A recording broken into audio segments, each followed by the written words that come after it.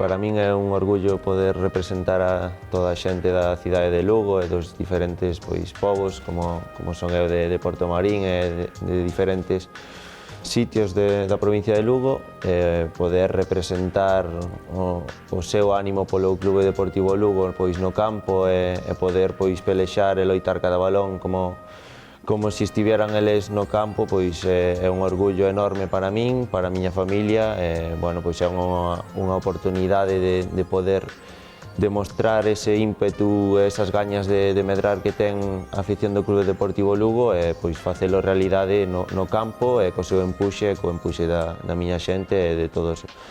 os aficionados do Lugo. Bueno, eu creo que como gran aficionado aos deportes en xeral e ao fútbol en concreto, eu creo que o deporte sempre nos fai sentirnos máis apegados, non? Dende pequeniños, como ben ti decías, ir ao Anxo Carro e ver de cerca, bueno, eso é un orgullo distinto. Sei que moitas veces somos aficionados de outros equipos máis alonxados, pero o do noso sempre ten un plus, non? E eu creo que o deporte vende, bueno, os equipos das nosas vilas, eu son de Sarria, vende da Sarriana, o Lugo,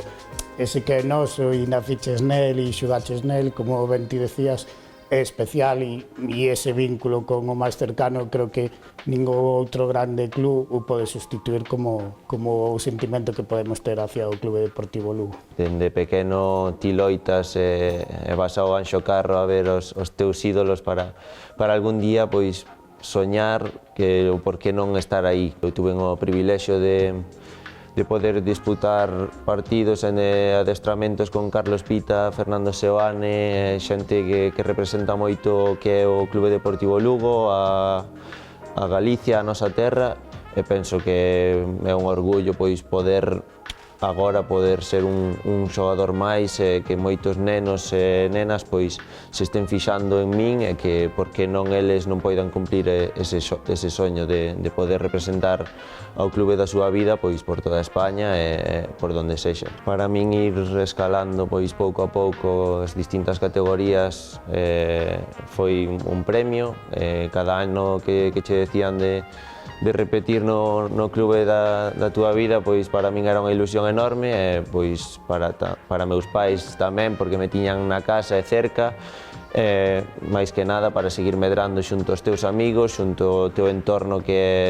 o que máis deseas na túa vida e non ter que separarte deles en ningún momento. Para min foi esencial na miña educación e nos meus valores, sobre todo.